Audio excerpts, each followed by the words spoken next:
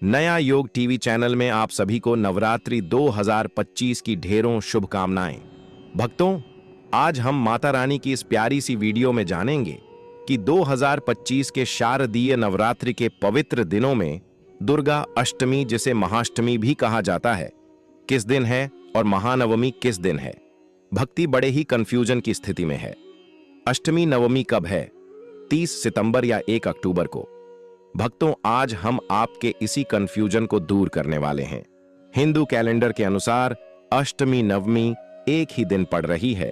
इससे भक्त बड़े ही भ्रम की स्थिति में है। समझ नहीं आ रहा है कि अष्टमी का व्रत कब करना है और नवमी का कब करना है। इनकी पूजा विधि क्या है भक्तों? मां नव दुर्गा के सित दिन निकलने के बाद बारी आती है अष्टमी नवमी व्रत की। तो किस दिन हमें अष्टमी करनी चाहिए? क्यों अष्टमी की जाती है? क्यों नवमी की जाती है? किसे अष्टमी करनी चाहिए, किसे नवमी करनी चाहिए? जो हम कलश स्थापित करते हैं, चौकी लगाते हैं, और तो और व्रत की सफलता के लिए 9 कन्याएं और 1 लंगूर को भोजन करते हैं। तो यह पूजन कब करना है? किस विधि से करना है? माता रानी का विसर्जन कब करना चाहिए? व्रत का पारण कब करना चाहिए? नवरात्रि का जो 9 दिवसीय विधान है वह कब पूर्ण होता है? नवमी को पूर्ण करना चाहिए, अष्टमी को करना चाहिए या दशमी को करना चाहिए? इसकी विधि क्या रहेगी? अष्टमी अगर करते हैं तो कैसे करनी है? नवमी करते हैं तो कैसे करनी है? पूजा के लिए शुभ मुहूर्त क्या रहेगा? और जो लोग अष्टमी करते हैं उन्हें अंतिम व्रत कब करना है? जो नवमी करते हैं उन्हें अंतिम व्रत कब करना है? साथ ही इस बार नवरात्रि 10 दिन की क्यों है? कौन सी वह तिथि है जो हिंदू कैलेंडर में बढ़ गई है? इस प्रकार से संपूर्ण जानकारी इस नवरात्रि के अंतिम दिनों के विषय में, मुहूर्त के विषय में आपको प्रदान की जाएगी। इसलिए आप सभी भक्तों को इतनी ज्ञानवर्धक जानकारी पाने के लिए वीडियो को पूरा ही देखना होगा, तभी आपको संपूर्ण सही सटीक जानकारी प्राप्त होगी। जानकारी आरंभ करें उससे पहले आपसे निवेदन है कि वीडियो यदि थोड़ा सा भी उपयोगी लगे तो कृपया एक बार लाइक अवश्य कर दीजिएगा। माता रानी की कृपा प्राप्त करने के लिए कमेंट बॉक्स में अवश्य लिखिएगा, जय माता दी। मां आपके अनुष्ठान को अवश्य ही सफल बनाएंगी। और आपसे एक और अनुरोध करना चाहेंगे कि आप चैनल को जरूर सब्सक्राइब कर लीजिएगा, जो आपको इतनी ज्ञानवर्धक जानकारी प्रदान करता है, जैसे कि कौन सी तिथि कब है, व्रत आदि कब करना है, क्या विधि है, क्या नियम है। यदि आप सभी व्रत और त्योहारों की सही शास्त्रीय जानकारी पाते रहना चाहते हैं तो कृपया चैनल को सब्सक्राइब कीजिए और बेल आइकन को प्रेस कीजिए, तभी आपको हमारे सारे वीडियो प्राप्त होंगे। अन्यथा आपसे इतनी ज्ञानवर्धक जानकारी छूट जाएगी। तो कृपया चैनल को सब्सक्राइब कीजिए और बेल आइकन को प्रेस कीजिए। तो चलिए, आपका ज्यादा समय बर्बाद न करते हुए जानकारी आरंभ करते हैं और बात करते हैं अष्टमी नवमी पूजन और मुहूर्त आदि की। भक्तों, सभी के मन में यह संशय है कि अष्टमी कब करनी है और नवमी कब करनी है।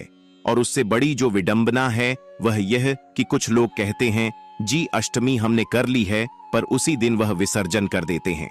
तो क्या अष्टमी को विसर्जन कर देना चाहिए या नहीं करना चाहिए?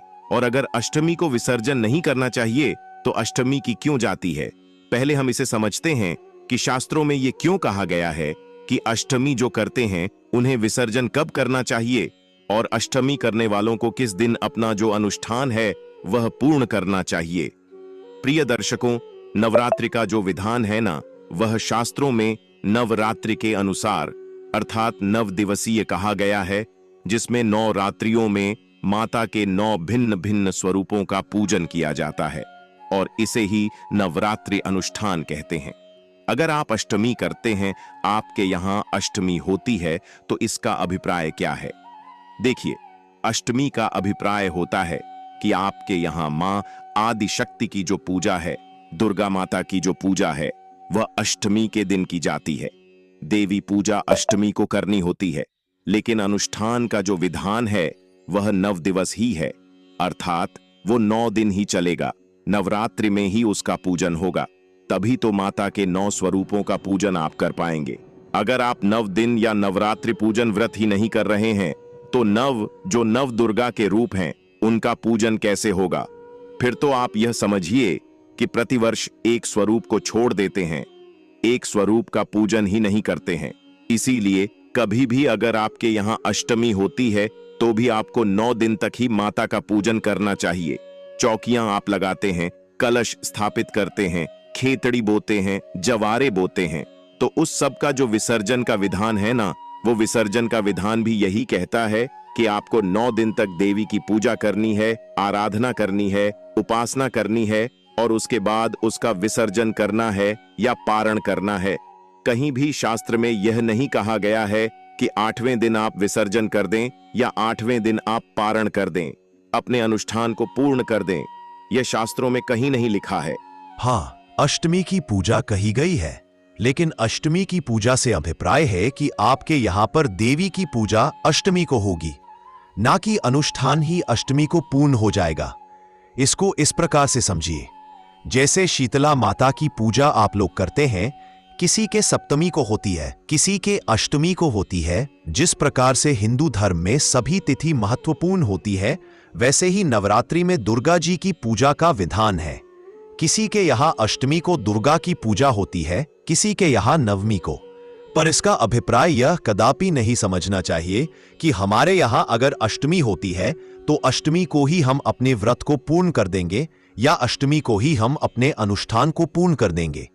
अनुष्ठान से अभिप्राय है माता की जो हम चौकी लगाते हैं, कलश स्थापित करते हैं, उस सब का विसर्जन या पारण हम अष्टमी को ही कर दें।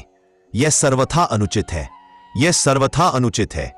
आपके यहाँ अगर अष्टमी होती है तो फिर से कहूंगा, आप अष्टमी के दिन कंजक पूजन कीजिए, कंजक बिठाइए, उनका पूजन कीजिए, जो विधि विधान है जो हम। परंतु आपने यदि चौकी स्थापित की है, कलश स्थापित किया है, जवारे आदि बोए हैं, तो उनका विसर्जन नहीं होगा और ना ही नवरात्रि के जो नियम है उनमें कोई राहत होनी चाहिए। क्या करते हैं लोग कि भाई आज अष्टमी हो गई, हमारे तो अष्टमी होती है, और उसके बाद वह तामसिक आहार ग्रहण कर लेते हैं और इस प्रकार से व्यवहार करते हैं जैसे नवरात्रि समाप्त हो गई है। यह सर्वथा अनुचित है। आपको ऐसा नहीं करना चाहिए। नवरात्रि 9 दिनों में ही पूर्ण होती है। नवरात्रि का जो विधान है वह सबके लिए समान है। केवल मां दुर्गा की पूजा के लिए किसी को अष्टमी का दिन है और किसी के लिए नवमी का दिन है, यह समझने की आवश्यकता है। तो यदि किसी भी हमारे दर्शक के यहाँ, क्योंकि बहुत सारे लोगों के यहाँ अष्टमी होती है, तो अगर आपके यहाँ अष्टमी होती है तो आप अष्टमी कीजिए। अष्टमी को दुर्गा जी का पूजन कीजिए। कैसे करना है वह एक बार बताते हैं और फिर क्या करना है उसके विषय पे आएंगे। अष्टमी वाले दिन आपको सुबह सूर्योदय से पहले उठना चाहिए। उठने के बाद स्नान आदि, कलश आदि स्थापित किया है, वहां पर आसन लगा के बैठ जाइए। देवी पर जो आपने फूल पत्र आदि अर्पित किए हैं उनको हटाइए, साफ सफाई कीजिए, जिससे कि आज पुनः आप देवी का पूजन कर सकें। एक लोटा लीजिए, क्योंकि लोटा तो आपको हमेशा ही मंदिर में या चौकी के पास रखना चाहिए, जल का भरा हुआ। कल का जो जल है वह सूर्य को अर्पित कर दीजिए और आज पुनः लोटे को मांज लीजिए अच्छे से। उसमें पहले गंगा जल भरिए, फिर शुद्ध जल भरिए और उससे देवी को सबसे पहले स्नान कराइए, क्योंकि प्रतिदिन की पूजा का विधान है ये। जैसे आप स्वयं प्रतिदिन स्नान करते हैं, देवताओं को, आदि शक्ति को, सबको प्रतिदिन स्नान कराना चाहिए। तो देवी को स्नान कराइए। स्नान कराने के लिए लोटे में एक फूल डालिए और फूल के माध्यम से जल के छींटे दीजिए। देवी को स्नान कराइए। कलश देवता को स्नान कराइए, जल के छींटे दीजिए। खेतड़ी वही है, उधर भी जल के छींटे दीजिए। सबको पवित्र कीजिए, स्नान कराइए। स्नान कराने के बाद वस्त्र अर्पित कराया जाता है। वस्त्र अर्पित कीजिए, मौली का टुकड़ा तोड़िए और वह सभी को अर्पित कीजिए। माता को चुनरी चढ़ानी है। आज अष्टमी का दिन है और जो लोग नवमी करते हैं तो नवमी का दिन है। आप चुनरी चढ़ाएंगे माता को, चुनरी चढ़ाइए। वस्त्र के स्थान पर चुनरी चढ़ाइए। श्रृंगार की जो वस्तुएं हैं देवी के लिए, वह आपको अवश्य ही अर्पित करनी चाहिए आज के दिन। तो श्रृंगार की जो वस्तुएं हैं, सामान है, वह देवी को अर्पित कीजिए। माता रानी को तिलक लगाइए, तिलक कीजिए। रोली कुमकुम आदि से अक्षत लगाइए। फूलों की माला पहनाइए। देवी को पुष्प अर्पित कीजिए। अगर आपने अखंड ज्योत जगा रखी है तो बहुत उत्तम है। धूप दिखाइए और दीप दिखाइए। प्रतिदिन की पूजा के लिए आपको धूप और दीप अवश्य ही प्रज्वलित करनी है, इसका ध्यान रखिएगा। धूप दीप प्रज्वलित कीजिए,